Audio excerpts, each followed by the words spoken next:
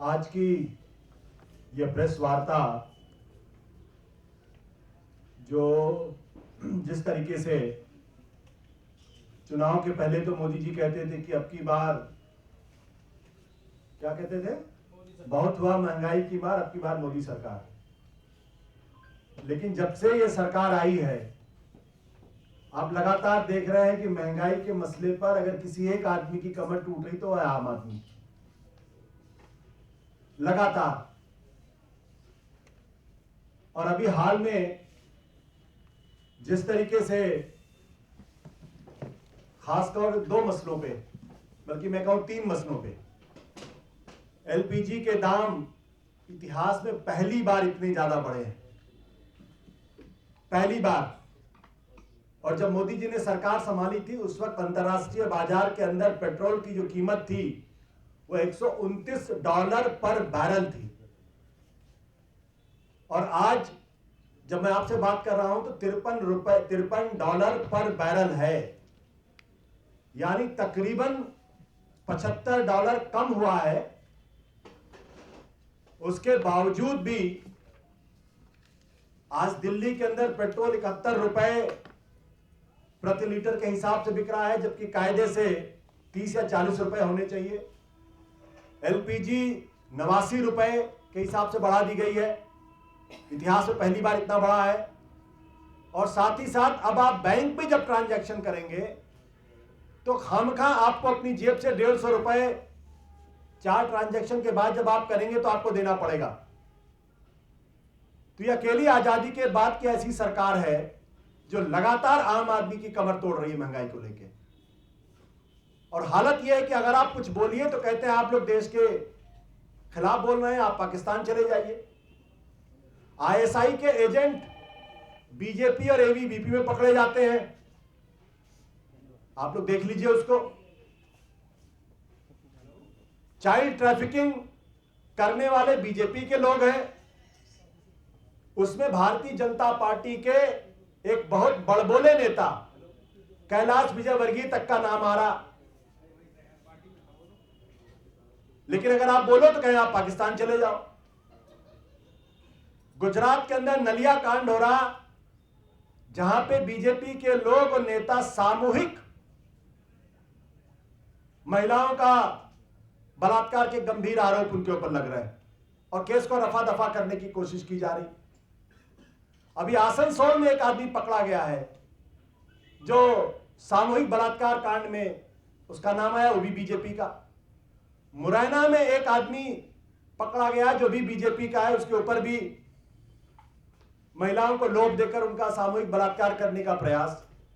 तो आईएसआई के एजेंट ये सामूहिक सेक्स कांड ये करें, बच्चियों की खरीद फरोख्त ये करें, और अगर आप बोलें तो कहें जी आप देशभक्त नहीं, आप देशद्रोही हो। लेकिन जिस तरीके से ये आम आदमी की कमर तोड़ने का काम ये सरकार कर रही है, उससे एक बात स्पष्ट है, ये आम आदमी विरोधी सरकार है।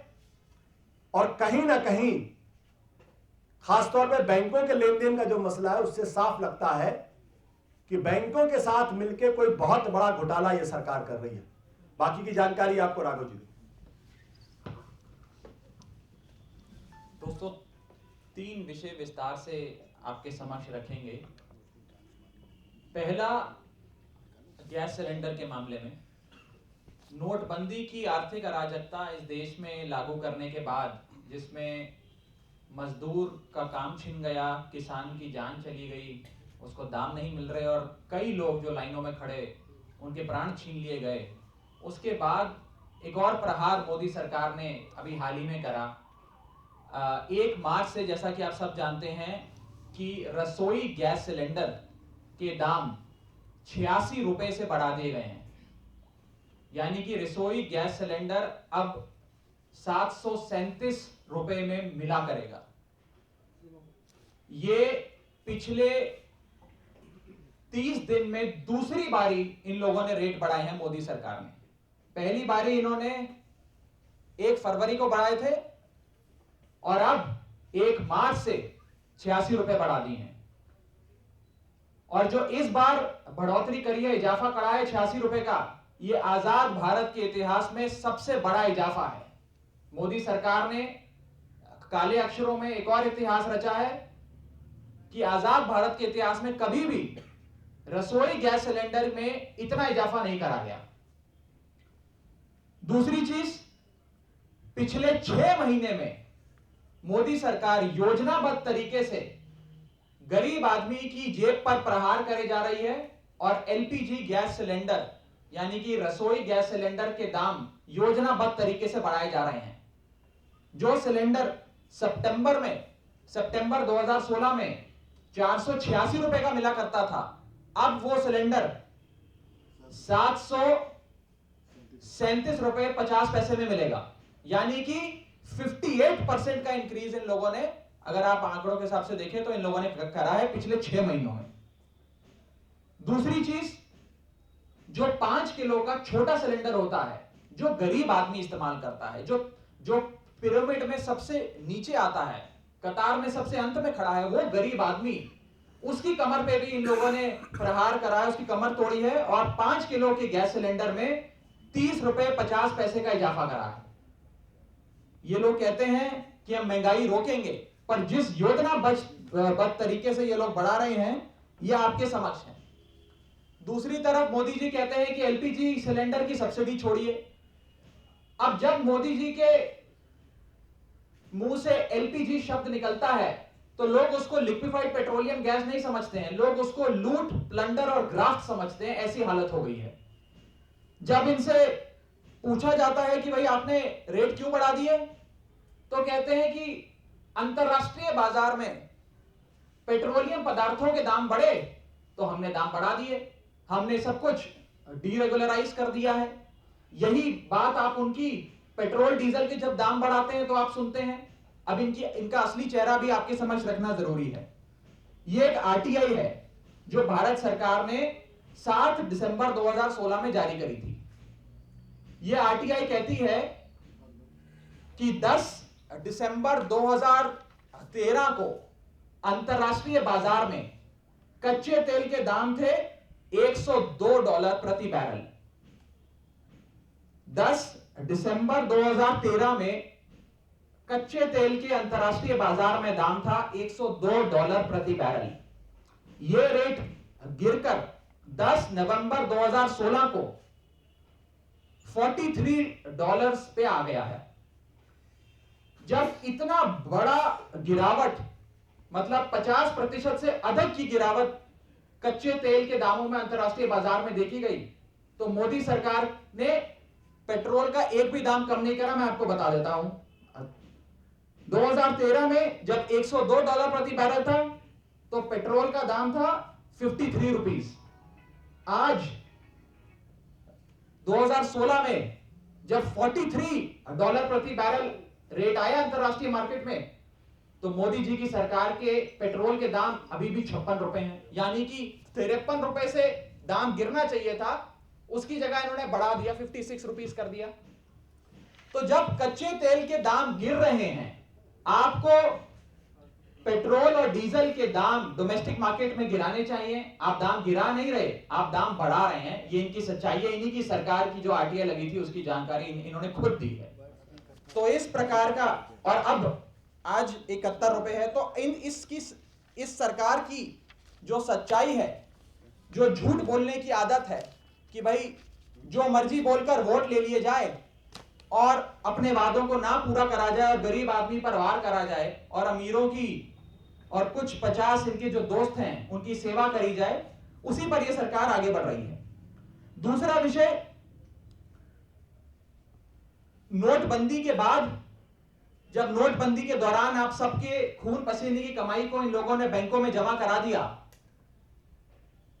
और तमाम तरीके की लिमिट्स आप पर कैश डिपॉजिट से लेकर कैश विड्रॉल पर लगाई गई और कहा गया कि 50 दिन बाद सब कुछ ठीक हो जाएगा। तो आप सबने देखा कि 50 दिन क्या 100 दिन के बाद भी हालात वैसे ही हैं जैसे 8 नवंबर 9 नवंबर को थे। परंतु आज मोदी सरकार ने इसी दिशा में एक बहुत, मैं कहूं, आम आदमी की जेब पर एक और प्रहार करते हुए एक बहुत ही खराब निर्णय लिया है और बैंकों को यह कहा है कि वे बैंकिंग ट्रांजैक्शन फी लगाएं और आम आदमी से पैसा वसूलें।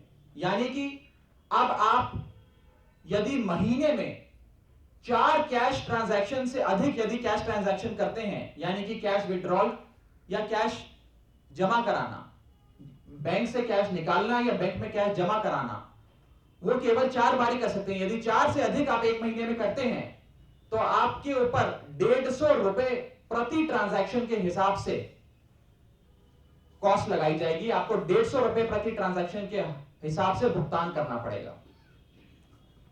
जब भारत सरकार से ये पूछा जाता है कि क्या आपने बैंकों को ये कहा है, तो वे कहते हैं नहीं, हमने नहीं करा। परंतु आज इस प्रेस वार्ता में आने से पहले मैंने कम से कम 4 बड़े बैंकों के बड़े अधिकारियों से बात करी, प्राइवेट क्षेत्र में भी और पब्लिक सेक्टर में भी जो बैंक्स हैं, और उन सबने ये कहा कि इनफॉर्मली भारत सरकार ने हमें ये बोला है कि इस प्रकार का ट्रांजैक्शन फी लगाई जाए। तो आप ही का पैसा, आप ही की खून मेहनत की कमाई पसीने का पैसा जो आपने कमाया, बैंक में जमा कराया, अब आप वो फ्रीली नहीं निकाल सकते। आपको निकालने पर भी 150 रुपए प्रति ट्रांजैक्शन के हिसाब से इन बैंकों को देना पड़ेगा।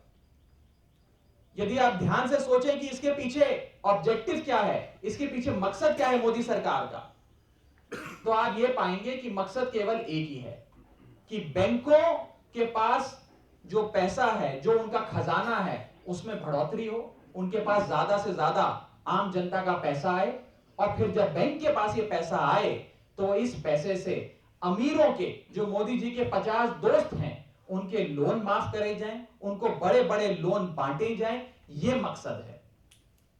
हम मोदी जी से अपील करेंगे कि इमीडिएटली वे तमाम बैंकों को इंस्ट्रक्शंस पास करें कि ये ट्रांजैक्शन फी को रोल बैक किया जाए।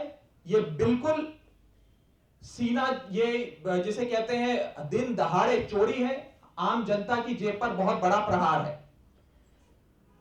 आज का हमारा तीसरा विषय जीडीपी के आंकड़े। आप सब जानते हैं कि सीएसओ ने अभी जीडीपी के आंकड़े 16-17 वित्तीय वर्ष के 3rd क्वार्टर के जो आंकड़े हैं उनको जारी करा है। ये आंकड़े वास्तविकता से कोसों दूर हैं। ये आंकड़े उतने ही फर्जी हैं जितना भारतीय जनता पार्टी का राष्ट्रवाद फर्जी है। मैं पहले कुछ बैकग्राउंड आपको बता देता हूं, उसके बाद थोड़े विस्तार से जीडीपी के बारे में आपके समक्ष कुछ फैक्ट्स रखना चाहूंगा।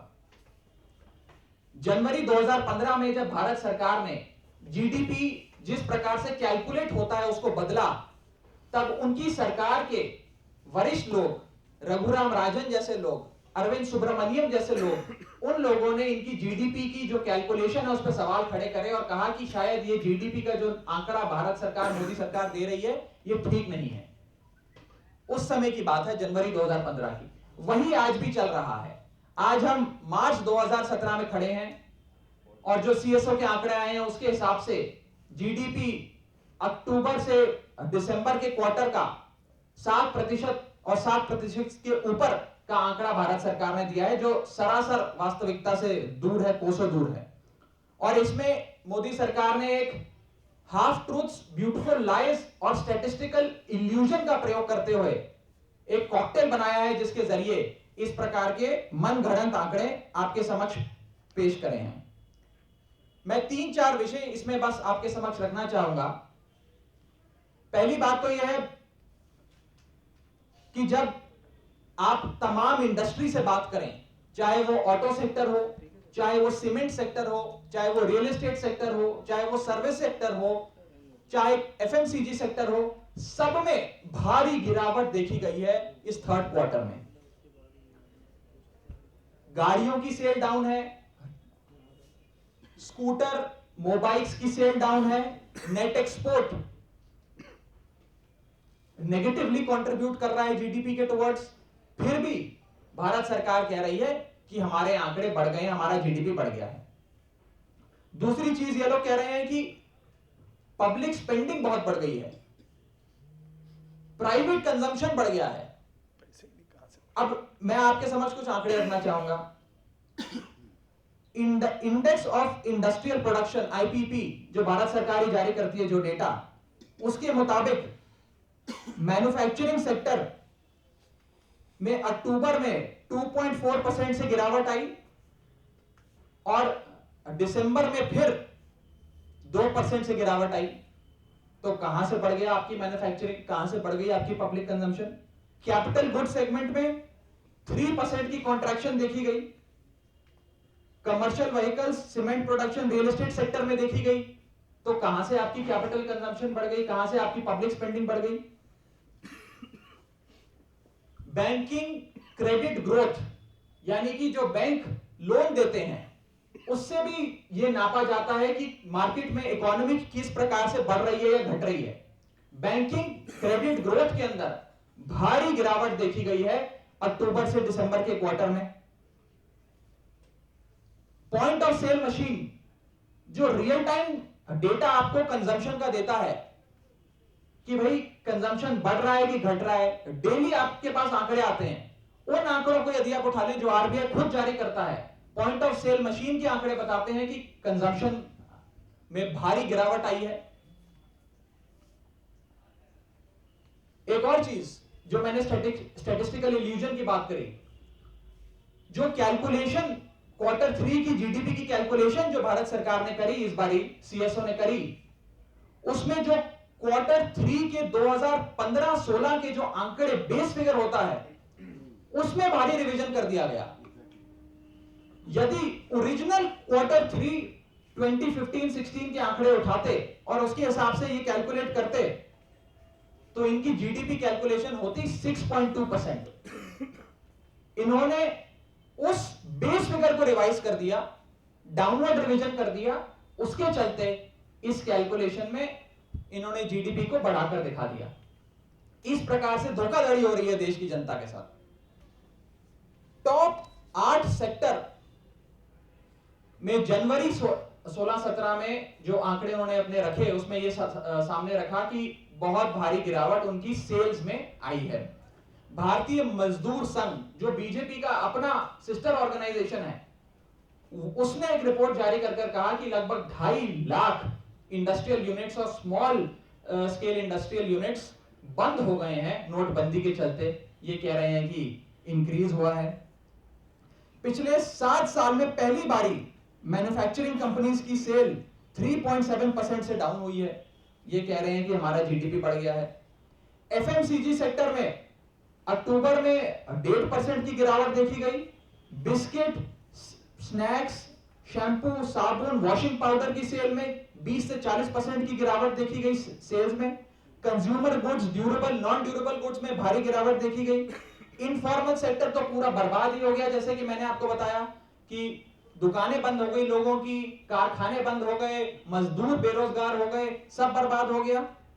और बहुत सारी ऑर्गेनाइजेशंस और एसोसिएशंस ने जो अपना डेटा जारी करा, चाहे आप ऑल इंडिया मैन्युफैक्चर एसोसिएशन के आंकड़े ले लीजिए, उन्होंने कहा कि पिछले 34 सालों में पहली बार ऐसा हो रहा है कि इतनी भारी गिरावट सेल्स में देखी गई और हमें अपने जो एम्प्लॉयज हैं उनको ले ऑफ करना पड़ रहा है, उनको निकालना पड़ रहा है। तो ये हालत है इंडस्ट्री की। और मोदी सरकार कह रही है कि हमारा जीडीपी का आंकड़ा बढ़ गया। अब वो यूपी के इलेक्शंस के चलते ये बात कर रहे हैं कि क्या कर रहे हैं आप लोग जानिए। एक बस फैक्ट और आपके समझ रखना चाहूंगा, यदि नोटबंदी के बाद मोदी सरकार ये कह रही है कि हमारा जीडीपी 7% पे ग्रो कर रहा है, तो यदि नोटबंदी ना की जाती और इसी हिसाब से कैलकुलेशन करी जाती तो हमारा जीडीपी 45% पे ग्रो कर रहा होता। तो जिस प्रकार से झूठ बोला जा रहा है आप लोगों के सामने, उससे केवल देश की जनता को ये धोखा ही नहीं दे रहे, परंतु अपनी जो साख है, भारत सरकार की जो अपनी क्रेडिबिलिटी है, वो खराब होती है। आज अंतरराष्ट्रीय बाजार में आप भारत के कोई भी इकोनॉमिक फिगर्स उठाकर देख लीजिए, जीडीपी फिगर्स उठाकर देख लीजिए, उनको सीरियसली नहीं लिया जाता है। हमारे फिगर्स को गंभीरता से नहीं लिया जा रहा है। जो भी फिगर्स मोदी सरकार जारी करती है उसमें 2-3% ये अंतरराष्ट्रीय बाजार में हटाकर उन फिगर्स को इंक्लूड करा जाता है कैलकुलेशन में। तो जिस प्रकार से हमारे देश की क्रेडिबिलिटी मोदी सरकार खराब कर रही है, वो जनता के सामने आना जरूरी है। आरबीआई की तो पूरी साख इन लोगों ने बर्बाद कर दी, आरबीआई की पूरी ऑटोनॉमी समाप्त कर दी। हमने देखा नोटबंदी के दौरान इन लोगों ने क्या क्या करा। परंतु सीएसओ, एक और संस्था भारत सरकार की, उसके साथ भी जिस प्रकार की छेड़खानी और खिलवाड़ हो रहा है, ये बहुत दुखदाई है। आखिरी चीज, कुछ बड़े इकोनॉमिस्ट जिन्होंने सीएसओ के जो ये फिगर्स आए 7% Q3 जीडीपी ग्रोथ की इन्होंने बात करी, उसके बारे में क्या क्या कहा वो बस मैं आपको पढ़ के बता देता हूं। सिटी बैंक के इकोनॉमिस्ट कहते हैं data could be prone to downward revisions. Nomura के कहते हैं GDP growth doesn't add up. Goldman सैक्स के कहते हैं big surprise given by sales volume of major consumers and two wheeler companies. IDBI के फेडरल लाइफ इंश्योरेंस कंपनी के chief investment officer कहते हैं perhaps this data is not capturing the impact of demonetisation. Leading अखबार उठा लीजिए, business standard के अखबार की headline rosy picture but fails to convince. Economic Times की headline economist left scratching their heads. Hindustan Times economist doubt India GDP numbers. जब तमाम अर्थशास्त्री, जब तमाम बड़ी संस्थाएं और आम आदमी जो एक रोजगार में है, वो सब ये कह रहे हैं कि नोटबंदी से पूरा व्यापार, पूरी इकोनॉमी, पूरी अर्थव्यवस्था बर्बाद हो गई, तो मोदी सरकार इतना झूठ कैसे बोल रही है? कैसे कह रहे हैं ये लोग कि 7% की ग्रोथ हो रही है? ये मोदी सरकार का झूठ आज आपके समक्ष हमने रखा। इससे जुड़े और गैस सिलेंडर के प्राइसेस जुड़े यदि कोई सवाल हो तो बताइए। संजय जी भी कुछ बोलना चाहिए।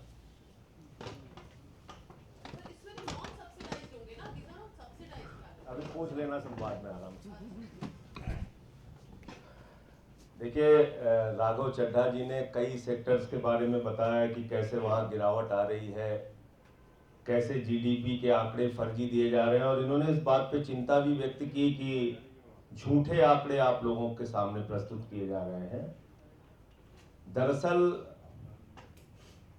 आरएसएस जहां इनकी ट्रेनिंग होती है, आरएसएस जहां से निकले हुए ये लोग हैं, जहां के प्रचारक रहे हैं, जहां इन्होंने काम किया है, उसका पूरा काम और उसकी पूरी बुनियाद झूठ के ऊपर टिकी हुई है।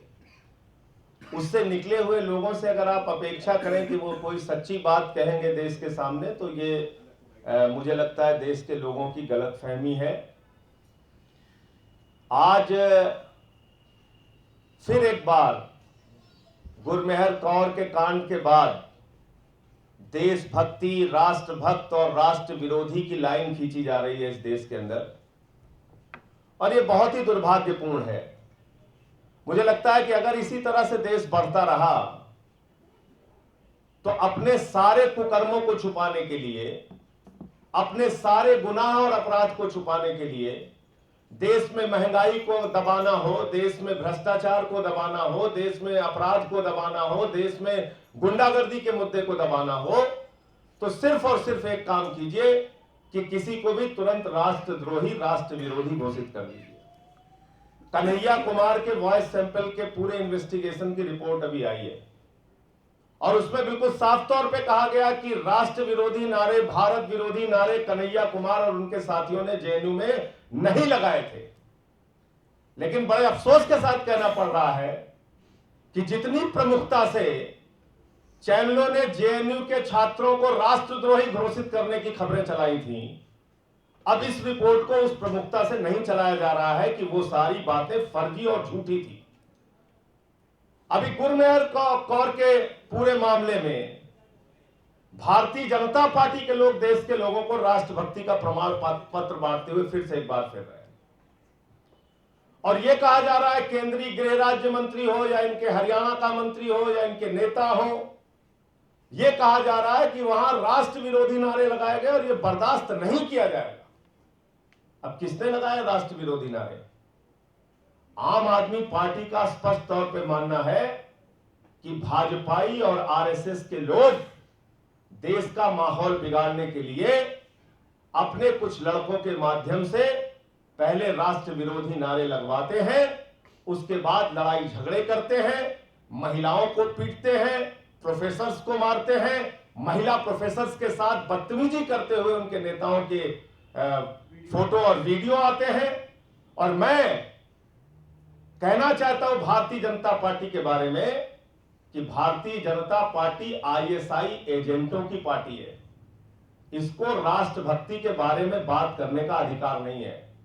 भारतीय जनता पार्टी वो पार्टी है जिसकी सरकार ने कंधार में आतंकवादियों को छोड़ने का काम किया था।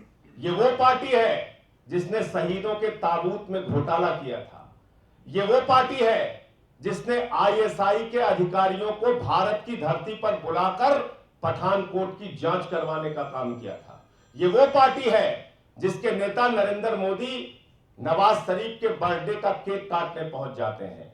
ये वो पार्टी है जिसके लोग अफजल गुरु को शहीद मानने वाली पीडीपी के साथ मिलकर सरकार चलाते हैं।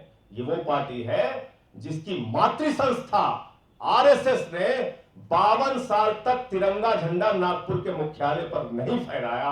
आज उन लोगों को राष्ट्रभक्ति और देशभक्ति के बारे में बात करने का अधिकार नहीं होना चाहिए। जिस बहादुर बेटी के पिता ने पाकिस्तान के सैनिकों को मौत के घाट उतारा, उसको हरियाणा का मंत्री अनिल विज, जो आईएसआई एजेंटों की पार्टी का मंत्री है, वो देशभक्ति का प्रमाण पत्र दे रहा है। बजरंग दल के लोग, विश्व हिंदू परिषद के लोग, भारतीय जनता पार्टी के लोग, जिनकी फोटो आई शिवराज सिंह मुख्यमंत्री के साथ, कैलाश विजयवर्गीय के साथ, वो लोग आईएसआई के एजेंट के तौर पर पकड़े जा रहे हैं, उनकी जासूसी कर रहे हैं आईएसआई के लिए। तो भारतीय जनता पार्टी इस देश की एकता के लिए, अखंडता के लिए, राष्ट्रभक्ति के लिए सबसे खतरनाक पार्टी है। ये राष्ट्र को तोड़कर खत्म करना चाहती है। ये महंगाई को, भ्रष्टाचार को, अपराध को, अपने सारे गुनाह को दबाने के लिए देश का माहौल बिगाड़ने का काम कर रही है।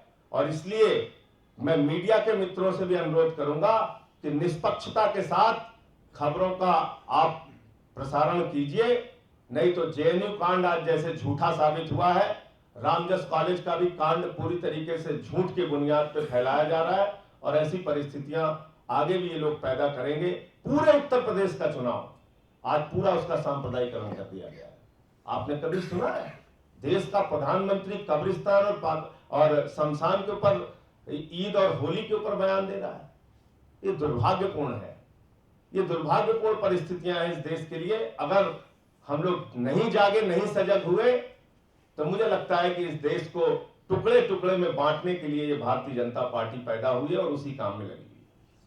सर, इससे कनेक्टेड है, आज किरण रिजिजू ने आज कल में एक जवान का वीडियो डाला है जो बहुत पेन्ड है और कह रहा है कि एनिमीज उस तरफ तो नहीं है, अपने देश में ही है, जो एंटी नेशनल स्लोगन्स करते हैं। हमें मतलब इतना बुरा लगता है सोल्जर्स की, लाखों लोग ऐसे लोगों से जुड़ते हैं। तो इस पे कंट्रोवर्सी भी हो गई कि मंत्री ने डाला है पर जवान का व्यू सुनने को भी मिल रहा है। तो देखिए, पहली बात तो ये कि जवान का व्यू, जब बीएसएफ के जवान का व्यू सुनने को मिलता है तो उसको आप बर्खास्त कर देते हैं। उसके घर वाले अभी तक खोज रहे हैं कि हमारा बेटा कहां गया, उसके ऊपर तुरंत कार्रवाई कर देते हैं। क्यों?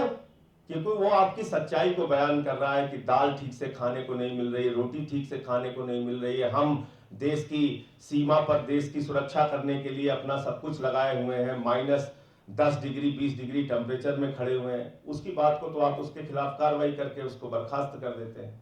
लेकिन जो वीडियो इन्होंने डाला है, पहली बात तो क्या ऐसा वीडियो डालने के पीछे किरण रिजिजू की मंशा वास्तव में जवान की भावना को लोगों तक पहुंचाने की है या फिर इस पे राजनीति करके माहौल बिगाड़ने की है? जवान क्या कह रहा है उस पूरे वीडियो को आप देखिए। वो कह रहा है जब राष्ट्र विरोधी नारे देश के अंदर लगते हैं तो मुझे तकलीफ होती है। तो बिल्कुल सही कह रहा है। राष्ट्र विरोधी नारे यही आरएसएस बीजेपी के लोग ही तो लगा रहे हैं।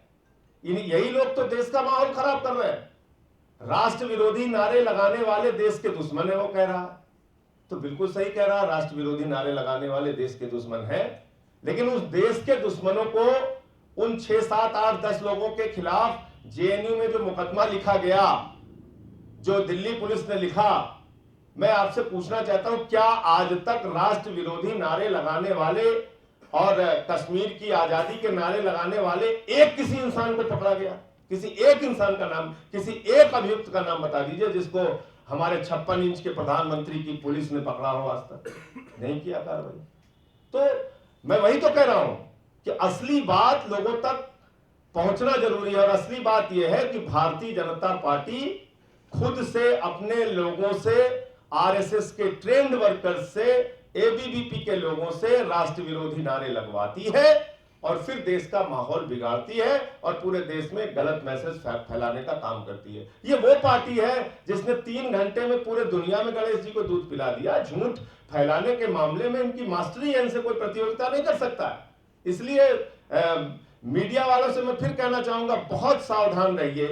कम से कम भाजपा और एबीवीपी के झूठ को तय तक जांच करिए, उस सच्चाई के ऊपर अपनी बात रखिए। एक तो जेएनयू वगैरह में पुलिस तो नाकाम हो ही गई, जैसे मोदी जी ने पॉलिटिसाइज कर लिया, वैसे दिल्ली गवर्नमेंट भी कर लिया, क्योंकि उन्होंने भी एक डीएम की इसके जांच कर ली। उन्होंने तो कन्हैया को क्लीन चिट कर दे दी, पर वो कमेटी ने भी कुछ फाइट किया except giving clean chit to Kanhaiya? नहीं, आपने क्वेश्चन के क्या सवाल क्या उठाया था? आपने सवाल ये उठाया था कि कन्हैया कुमार ने वहां पर राष्ट्र विरोधी नारे लगाए।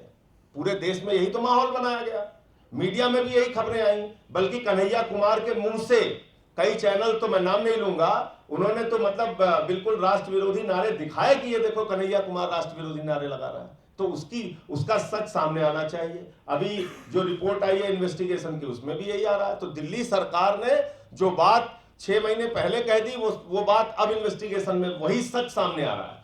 तो अगर उस समय आप दिल्ली सरकार की बात को मान लेते तो शायद माहौल शांत करने में आसानी होती, लेकिन तब आप लोग माने नहीं उस समय हमारी बात। जो डीएम की इन्वेस्टिगेशन थी उसमें जो बात कही गई थी, वही बातें आगे भी प्रूव होके आ रही सामने। सर, ये जो नेशनलिज्म का डिबेट चल रहा है, क्या ऐसा हो रहा है कि ऑपोजिशन नेशनलिज्म वर्ड को भी काफी नेशनलिज्म बिल्कुल होना चाहिए, लेकिन नेशनलिज्म का वर्ड बोलने का अधिकार उन लोगों को बिल्कुल नहीं है जिन्होंने 52 साल तक तिरंगा झंडा नहीं फहराया आरएसएस के मुख्यालय पर।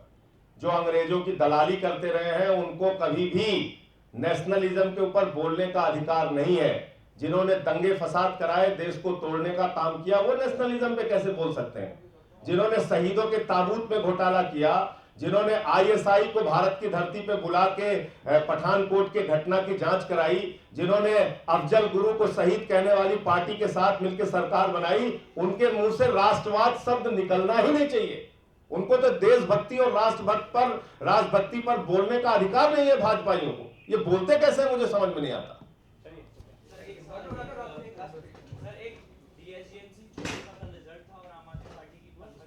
ये पहली बात तो आज कुछ अखबारों ने छापा है और एक आध टीवी चैनल ने भी चलाया है। आम आदमी पार्टी का गुरुद्वारे के इलेक्शन से दूर दूर तक कोई लेना देना न था, न है, न आगे रहेगा। और इसके लिए आप लोगों के पास बाकायदा प्रेस रिलीज जारी करके आम आदमी पार्टी ने अपनी स्थिति स्पष्ट की थी। तो मुझे लगता है कि कल उन अखबारों ने जो ये गलती की है खबर छापने की कि हमने किसी संगठन को समर्थन दिया था या आम आदमी पार्टी समर्थित संगठन को कोई हार हुई है, उसका खंडन आप लोगों को छापना चाहिए।